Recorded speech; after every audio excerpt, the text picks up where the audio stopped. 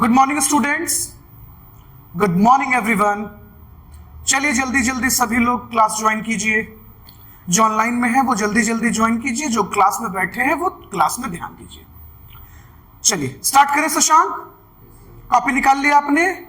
Very good. चलिए सभी लोग जल्दी से बैठ जाइए। तो बच्चों, आज हम लोग क्या पढ़ने वाले हैं? आज हम लोग बहुत इंटरेस्टिंग चैप्टर पढ़ेंगे डायरेक्ट टैक्स के बारे में। अच्छा सर, ये जो डायरेक्ट टैक्स है, हमारे मन में पहला क्वेश्चन क्या आता है बच्चों एज अ स्टूडेंट कि सर आज हम लोग क्या पढ़ेंगे? इंट्रोडक्शन।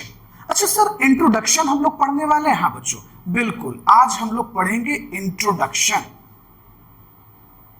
चलो, introduction of direct tax DT. अच्छा सर, एक बात बताइए, ये जो इंट्रोडक्शन हम पढ़ते हैं तो सबसे पहले तो हमारे मन में दो चार सवाल हैं जो बहुत ज्यादा घूमते हैं। एकदम जो बेसिक है, इनकम टैक्स का जो बेसिक कॉन्सेप्ट है जिसको हम इंट्रोडक्शन कहते हैं, इंट्रोडक्शन ऑफ डायरेक्ट टैक्सेस, ये हमारे दिमाग में चलता है। देखिए पहला सवाल हर एक स्टूडेंट सोच रहा होगा, सर टैक्स क्या है? टैक्स का इतिहास क्या रहा? टैक्स क्यों आया? टैक्स के टाइप क्या है? टैक्स लगाए क्यों जाते हैं? टैक्स किन किन चीजों से मिलकर बना है? पहले इतनी बात तो दिमाग में जरूर आती है एज अ स्टूडेंट। तो चलो जल्दी जल्दी कॉपी निकालो, कॉपी पर पेज नंबर भी देते चले जाना सभी लोग। आ जाओ। तो आज हम लोग पढ़ने क्या है? सबसे पहले अपने कॉपी पर हेडिंग दीजिए introduction. Introduction of direct tax.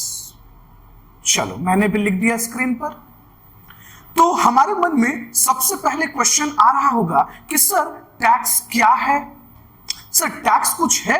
बिल्कुल, आइए चलिए तो मैं स्क्रीन पर ले आता हूं और ध्यान से हम लोग डिस्कस करेंगे आज के क्लास में। सर एक बात बताइए, ये जो टैक्स वर्ड है कहीं तो इसकी ओरिजिन हुई होगी, दुनिया के किसी देश में ओरिजिन हुआ होगा। बिल्कुल, आई एग्री।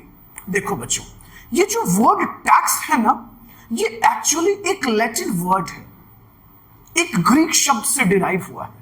अच्छा, इस वर्ड का मतलब क्या है? टैक्स का वो लैटिन वर्ड क्या है? टैक्सो। टैक्सो, टैक्सो का मतलब क्या होता है? रेट, दर। अच्छा सर, जैसे हमारे यहां हिंदी में rate of interest bank charge करती है तो बैंक कहती है ना कि हम इस दर से आप पर इंटरेस्ट लगाएंगे, ब्याज लगाएंगे, सेम लाइक दैट। हाँ जी बच्चों, बिल्कुल वैसा ही कुछ।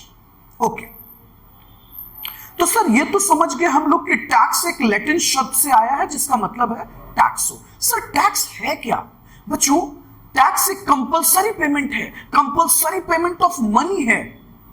अच्छा सर, ये जो कंपलसरी पेमेंट ऑफ मनी है ये कौन चार्ज करता है? तो compulsory payment of money charged by government. Okay, कौन चार्ज कर रहा है भाई?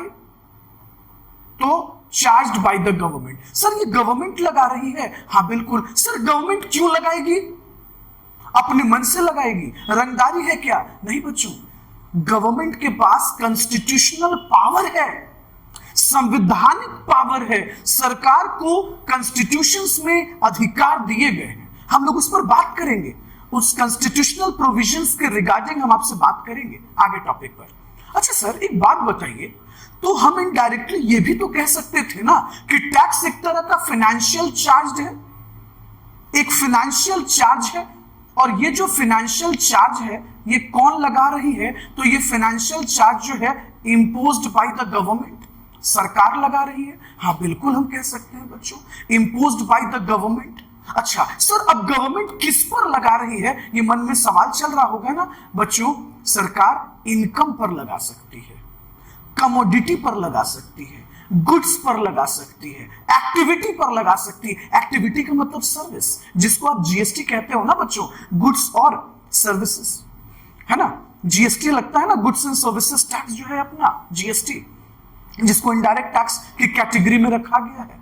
तो सर इसका मतलब ये कहना गलत नहीं था कि टैक्स एक फाइनेंशियल चार्ज है जो गवर्नमेंट लगाती है इनकम पर। इनकम पर जो लगाती है वो डायरेक्ट टैक्स कहलाता है। अच्छा, इनकम पर जो लगता है बच्चों वो डीटी कहलाता है। और गुड्स और एक्टिविटी, एक्टिविटी का मतलब सर्विस। क्या मतलब हुआ बच्चों? सर्विस।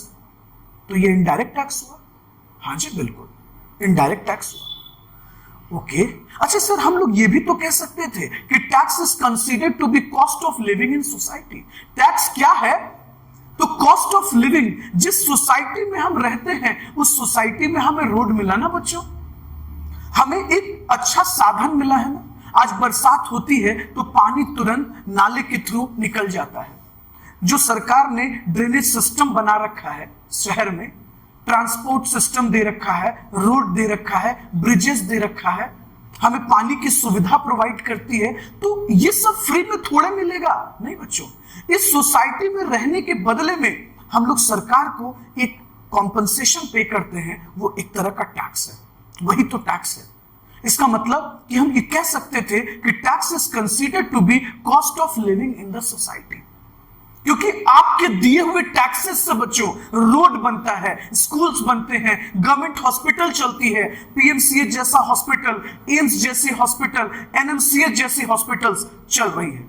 बोलो चल रही है कि नहीं बच्चों? शशांक चल रही है? चलो हर्ष ध्यान दो क्लास में, कोई दिक्कत? समझ में आया? चलो आगे चलते हैं और बदमाशी नहीं करोगे, ठीक है? क्लास में ध्यान दो। तो बच्चों ये भी तो कह सकते थे ना कि tax is a financial burden imposed by the government on a person. Tax क्या है? तो टैक्स एक फाइनेंशियल बर्डन है जो सरकार ने इंपोज किया। किस पर इंपोज किया? तो पर्सन पे इंपोज किया। अब आप सोच रहे होंगे कि पर्सन का मतलब तो व्यक्ति हो गया। नहीं बच्चों, पर्सन का मतलब जो इनकम टैक्स के सेक्शन 2 सबसेक्शन 31 में बताया गया है, 7 लोगों के बारे में बताया गया है कि वो पर्सन है। अब तुम सोच रहे होगे सर बता दीजिए ना प्लीज। नो नो नो, आगे डिस्कस करेंगे। हर चीज को एक ही जगह पढ़ोगे। अब यही पूछ लोगे हमसे कि सर पर्सन के अंदर इंडिविजुअल आते हैं, पर्सन के अंदर एचयूएफ आता है, पर्सन के अंदर कंपनी आती है, एओपी आता है, एजेपी आता है, बीओआई आता है, पार्टनरशिप फर्म्स आते हैं इंक्लूडिंग एलएलपी। सब यही पढ़ लोगे?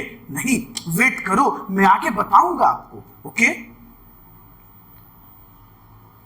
चलो, तो सर हम ये कह सकते थे कि टैक्स एक फाइनेंशियल बर्डन है imposed by government on a person.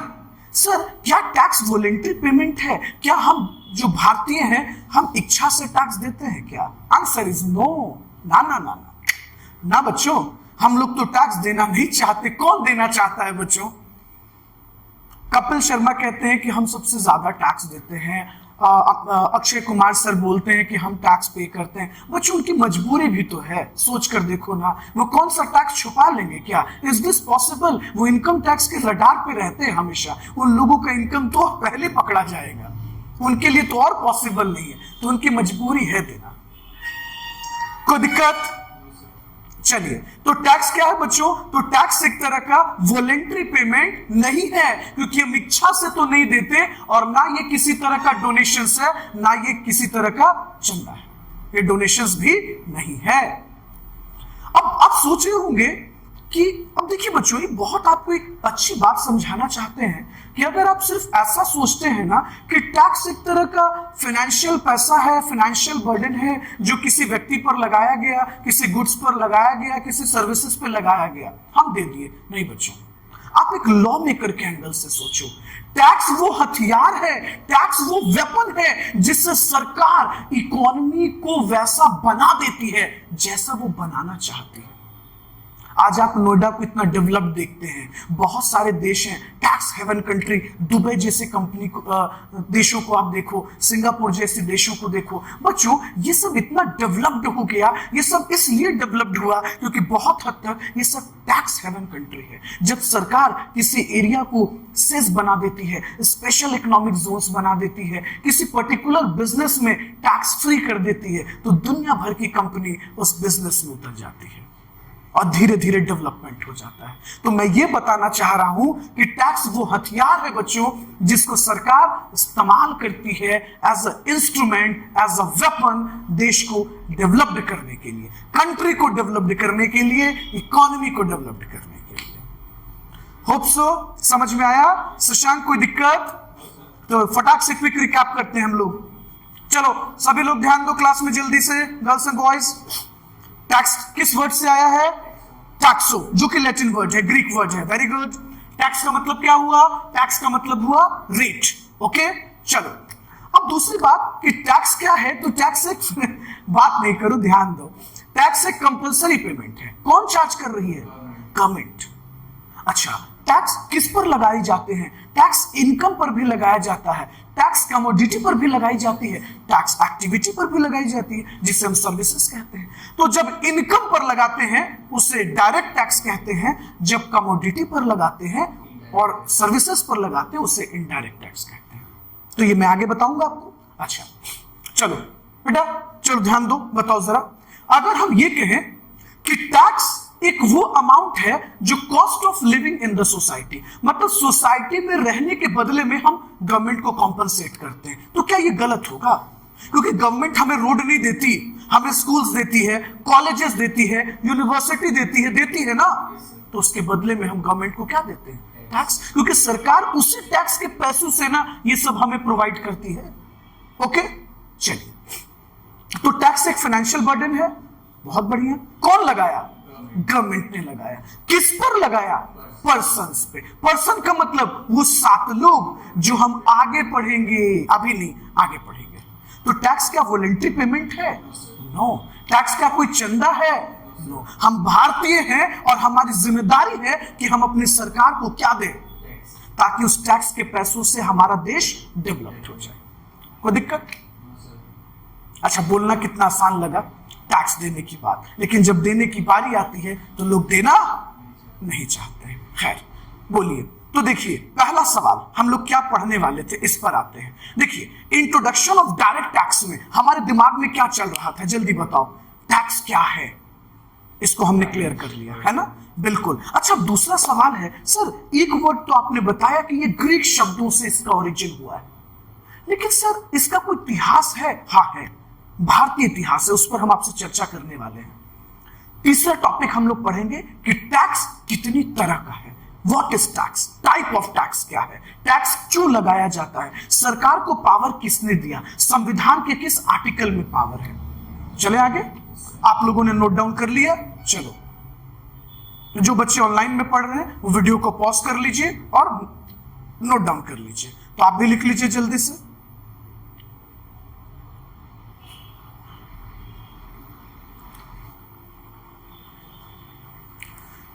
आइए बच्चों, तो आज हम लोग हिस्ट्री ऑफ टैक्स पे बात करेंगे।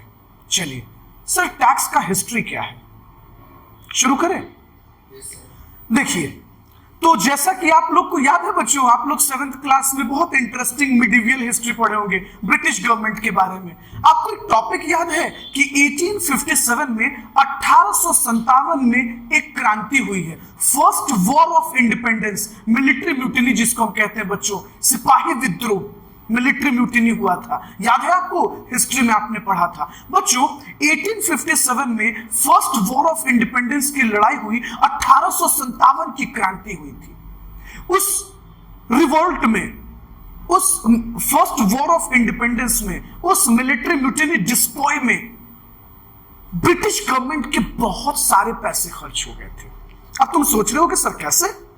अरे बच्चों, वो जो रिवोल्ट हुआ था वो रिवोल्ट काफी बड़ा हो गया था, उसको कंट्रोल करने के लिए ब्रिटिश गवर्नमेंट को सेना बुलानी पड़ी थी ब्रिटेन से, और आर्म्ड फोर्सेस बुलाने पड़े थे। तो जाहिर सी बात है उसमें पैसे लगे, उसमें खर्च लगे। तो पता है क्या हुआ? तो सर जेम्स विल्सन 1860 में, 1860 में उन्होंने टैक्स को क्या कर दिया? इंट्रोड्यूस कर दिया।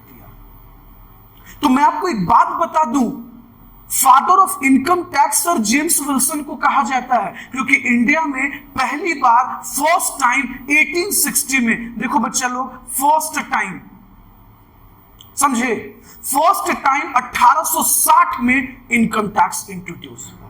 अच्छा सर एक बात बताइए, सर जेम्स विल्सन ने इंट्रोड्यूस किया? हाँ, देख लो, ये वही आदमी है। मैं इनका चेहरा जूम कर देता हूं, ध्यान से देखिए इस आदमी को। यही वो बंदा है जिन्होंने हमारे देश में पहली बार टैक्स लगाया। ध्यान से देखिए, कहीं आपके घर में ना बैठे हो। नहीं, अब तो नहीं है, मतलब दूसरा जन्म हो सकता है, अब तो ये ब्रिटेन में मिल भी सकते हैं। खैर, ये तो मजाक की बात हो गई बच्चों, है कि नहीं शशांक?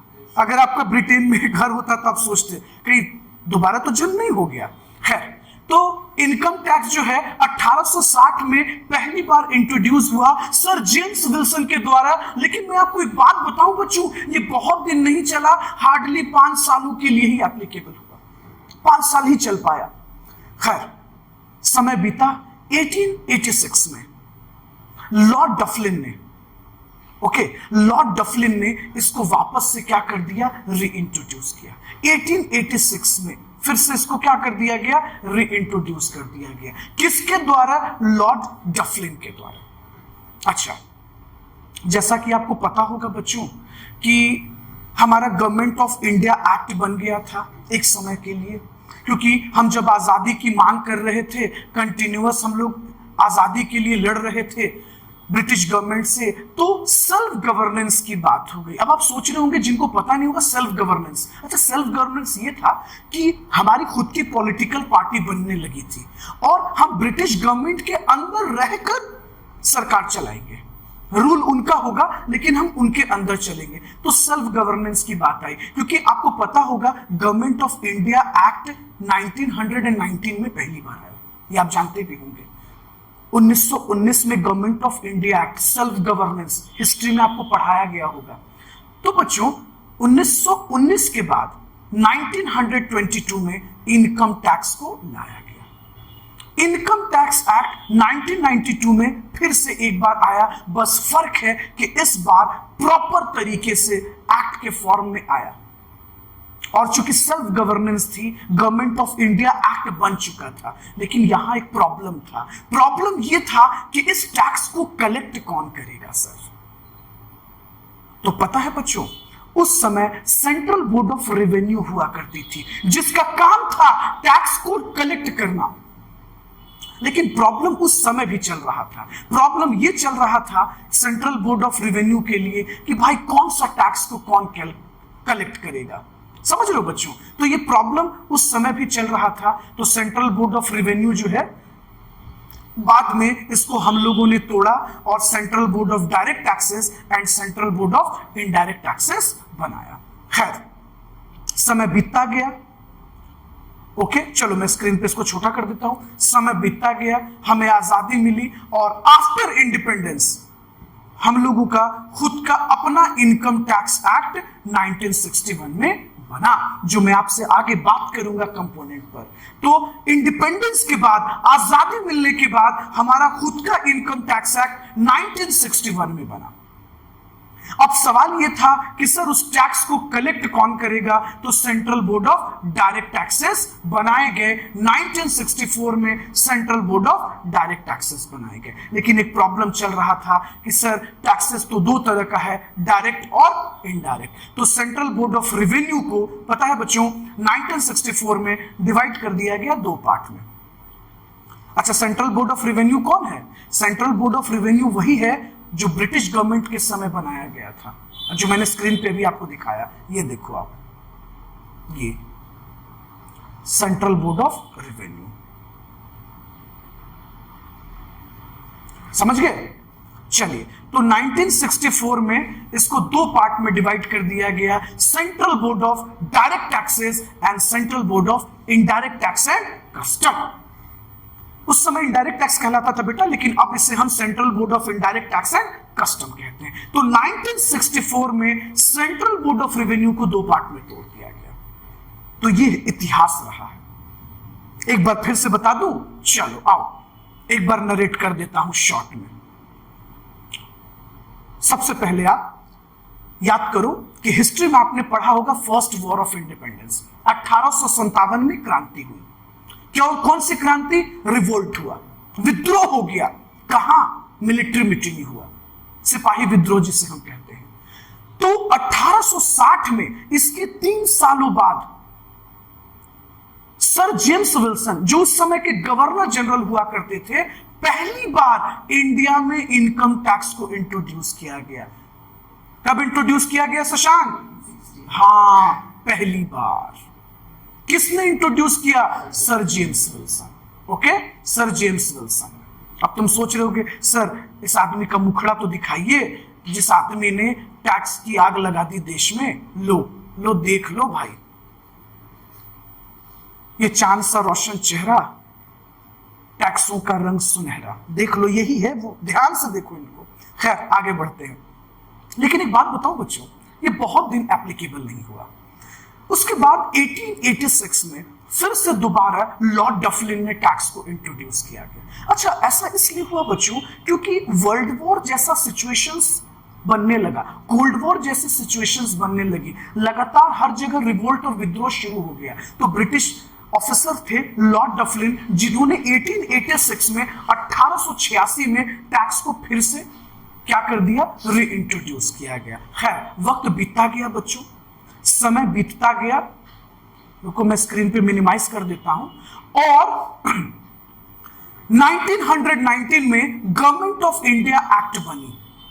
ओके, अच्छा अब आप सोच रहे होंगे sir government of India act क्या सिर्फ गवर्नेंस के लिए बनी? हाँ बच्चों, क्योंकि हम लगातार आजादी की मांग कर रहे थे ब्रिटिश गवर्नमेंट से, तो गवर्नमेंट ऑफ इंडिया एक्ट बनाया गया। मतलब हम ब्रिटिश गवर्नमेंट के अंदर रहकर अपनी सरकार को चलाएंगे। फिर 1922 में इनकम टैक्स को वापस से गवर्नमेंट ऑफ इंडिया एक्ट के अंदर लाया गया। कब बच्चों? 1922, 1922। ध्यान से देखिएगा, एकदम स्क्रीन पर ध्यान लगाए रखिए, ये देखिए। लेकिन यहां एक सवाल फंसता है, टैक्स को कलेक्ट करेगा कौन? इस टैक्स को कलेक्ट करने के लिए सेंट्रल बोर्ड ऑफ रेवेन्यू एक संस्था बनाई गई। समझे? कब? 1924। सेंट्रल बोर्ड ऑफ रेवेन्यू, जिसका काम था टैक्सेस को कलेक्ट करना, डायरेक्ट टैक्स हो, इनडायरेक्ट टैक्स हो, सभी टैक्सेस को ये कलेक्ट कर रही थी। ओके, चलिए उसके बाद national academy of direct taxes में इसको कन्वर्ट किया गया। और फिर धीरे धीरे बच्चों वक्त बीतता गया, हमें आजादी मिल गई। 1947 में हम इंडिपेंडेंट भारत बन गए, आजाद इंडिया बन गए। देन आफ्टर पहली बार इंडिपेंडेंस के बाद, आजादी के बाद हमारा खुद का इनकम टैक्स बना। कब? 1961। Very good, 1961। लेकिन सवाल तो अभी भी फंस रहा था कि उस टैक्स को कलेक्ट कौन करेगा। तो हम लोगों ने क्या किया बच्चों कि central board of direct taxes जैसी ऑर्गेनाइजेशंस को बनाई गई। कब बनाई गई? 1964 में, central board of direct taxes. और एक बात आपको बता दूं, ये आया कहां से है? जो सेंट्रल बोर्ड ऑफ रेवेन्यू थी ना, उसी को बांट दिया गया था दो पार्ट में। डायरेक्ट टैक्स कैलकुलेट करने के लिए क्या बना दिया गया था? Central board of direct taxes, जिसको हम सीबीडीटी भी कहते हैं। क्या बच्चों? लिख लीजिएगा जिनको याद नहीं है, central board of direct taxes. और एक इनडायरेक्ट टैक्स के लिए बॉडी बनाई गई, central board of indirect tax and custom. ये इसका अभी रिसेंट नेम है बच्चों। पहले तो हम central board of indirect tax कहते थे, लेकिन अब इसको कहा जाता है central board of indirect tax and custom. तो ये तो मिडिवियल पीरियड का मैंने आपको इतिहास बताया, लेकिन दिमाग में तो अभी भी बहुत कुछ चल रहा होगा। सर ये जो राजा रजवाड़े थे, राजा गए रजवाड़े गए, ये तो तब आया ना सर जब ब्रिटिश गवर्नमेंट ने अपने पास कंट्रोल ले लिया था। ये तो तब आया ना सर, राजा रजवाड़ों के वक्त में, जब राजा का दौर था, रजवाड़े का दौर था, उस समय क्या चल रहा था? सर क्या उस समय टैक्स की कोई ओरिजिन नहीं थी? बिल्कुल था, बात करेंगे, वो भी मैं आपको समझाऊंगा। तो यहां तक जल्दी से आप पहले नोट डाउन कर लो। ओके, चलिए बच्चों, तो हिस्ट्री हम लोग पढ़ रहे थे ना बच्चों, तो हिस्ट्री तो अभी हम लोगों का कंप्लीट हुआ नहीं था। क्यों सर, क्यों कंप्लीट नहीं हुआ ये बताइए? अरे भाई तुम तो ब्रिटिश गवर्नमेंट के बारे में पढ़े, राजा और रजवाड़ों के वक्त का तो अभी बाकी है। सर जब सब पढ़ा ही दिए हैं, ये भी बता दीजिए, क्यों छोड़िएगा? देखो बच्चों, एक बात मैं आपको बताऊं बच्चों, एंशिएंट टाइम्स मतलब हम बिफोर क्राइस्ट की बात कर रहे हैं, ईसा मसीह पूर्व, एंशिएंट पीरियड, एंशिएंट हिस्ट्री।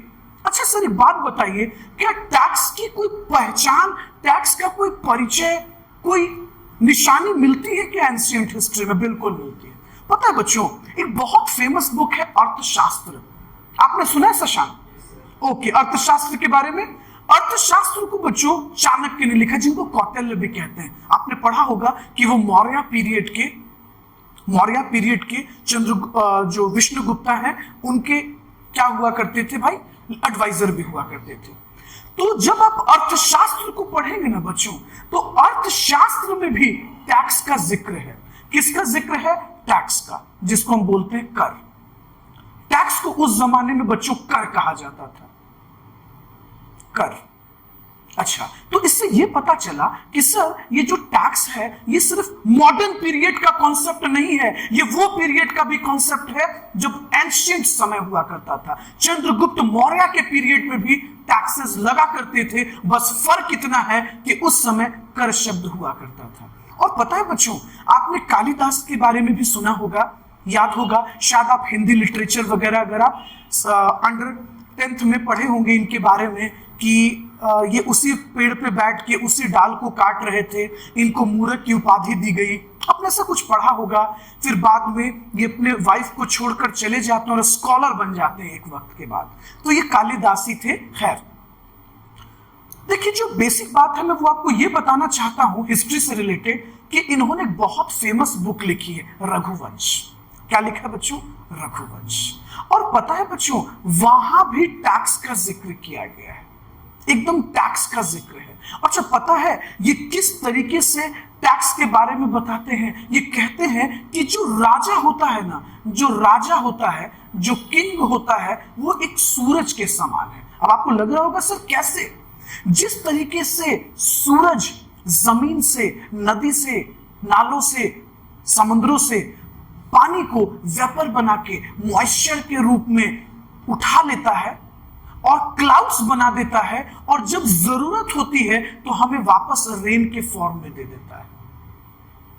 तो कालिदास कहते हैं राजा भी सूरज के समान है। एक राजा को अपनी प्रजा पे कर लगाना चाहिए, टैक्स लगाना चाहिए, और उस टैक्स को वापस अपनी जनता के लिए, अपनी प्रजा के भलाई के लिए, उनके उन्नति के लिए, उनके प्रॉस्पेरिटी के लिए लगा देना चाहिए।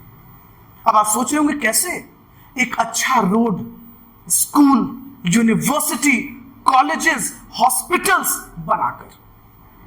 आई बात समझ में? Just as the sun extracts water from the river and give back as a rain, उसी तरह से राजा जो है extract taxes from public and give back as prosperity. तो आपको ये चीज समझ में आया बच्चों कि हम भारतीय, proud to be an Indian, हमारे खुद के एंशिएंट पीरियड में भी इस चीज का डिस्कशन हुआ है। ये कोई नई बात नहीं है, ये बहुत एंशिएंट समय से चला आ रहा है। बस फर्क इतना है बच्चों कि एक सिस्टमेटिक तरीका नहीं था, कोई एक्ट नहीं थे, प्रॉपर तरह का रिटन कानून नहीं था, और आज के डेट में प्रॉपर एक्ट है। ब्रिटिश गवर्नमेंट ने हमें एक तरह का सिस्टम्स दिया, बस यही फर्क है। लेकिन कॉन्सेप्ट और ओरिजिन तो उस वक्त भी था जब धीरे धीरे हम लोग राजा रजवाड़े के पीरियड में जी रहे थे, सरवाइव कर रहे थे। तो होप सो आपको ये बातें समझ में आई होगी। राजा किसके समान है? सूरज के समान है। उसे अपनी प्रजा पे कर लगाना चाहिए और उसी टैक्सेस को उनके प्रॉस्पेरिटी और उनके भलाई के लिए वापस खर्च कर देना चाहिए। तो बच्चों देखिए हम क्या पढ़ रहे थे, हम लोग वापस उस टॉपिक पर आते हैं। आज जो हम लोगों ने अपना लेक्चर स्टार्ट किया है वो डायरेक्ट टैक्स का, इंट्रोडक्शन ऑफ डायरेक्ट टैक्स था। और पहले लेक्चर में हम लोग 5 सवाल हमारे दिमाग में घूम रहा था। टैक्स क्या है, मैंने ये आपको समझा दिया मेरे प्यारे बच्चों। हिस्ट्री ऑफ टैक्सेस क्या है, थोड़ा बहुत तो मैंने आपको समझा ही दिया, होप सो। और अगर आपको नहीं क्लियर हुआ होगा बच्चों तो प्लीज रिक्वेस्ट है आप वीडियो को 2 बार 3 बार देखिएगा, जरूर और जरूर आपके दिमाग में समझ में आ जाएगा। बहुत बार ऐसा होता है कि एक बार में हमारे दिमाग में कोई चीज सेटल नहीं हो पाता, तो जब हम उस चीज को बार बार देखते हैं ना तो क्लियर हो जाता है। तो घबराना नहीं है, पेशेंस रखना है। होप सो ये समझ में आपको आया होगा। तो मैंने आज हिस्ट्री भी आपको क्लियर कर दिया। ओके, तो फर्स्ट टाइम कब इंट्रोड्यूस हुआ, प्लीज इसको ध्यान रखिएगा। कब इंट्रोड्यूस हुआ है? 1860 में। किसने इंट्रोड्यूस किया? सर जेम्स विल्सन ने इंट्रोड्यूस किया। इनको हम क्या कहते हैं? फादर ऑफ इनकम टैक्स भी कहा जाता है। उसके बाद बच्चों 1886 में लॉर्ड डफलिन ने टैक्स को फिर से इंट्रोड्यूस किया, क्योंकि बच्चों उस समय ना वर्ल्ड वॉर, कोल्ड वॉर जैसा कॉन्सेप्ट चल रहा था। गवर्नमेंट लगातार पैसों के दबाव में थी, ब्रिटिश गवर्नमेंट। तो इस चीज के मतलब वॉर के कॉस्ट को पूरा करने के लिए ये लोग हम भारतीयों पर टैक्स लगा रहे थे, और आजादी की लड़ाई तो लगातार चल ही रही थी। तो गवर्नमेंट ऑफ इंडिया एक्ट पास कर दिया गया। अब गवर्नमेंट ऑफ इंडिया एक्ट पास हुआ तो हमारे जो गवर्नमेंट थी उनके अंडर में रहकर इनकम टैक्स एक्ट 1992 में बनाया गया। उस टैक्स को कलेक्ट करने के लिए 1924 में सेंट्रल बोर्ड ऑफ रेवेन्यू बना दी गई। चलिए, होप सो ये चैनल आपको स्लोली ये सीक्वेंस आपको समझ में आया होगा। तो बच्चों यहां तक नोट डाउन कर लीजिए और फिर हम लोग आगे पढ़ते हैं। चलिए, तो अब हम लोग पढ़ेंगे टाइप ऑफ टैक्सेस।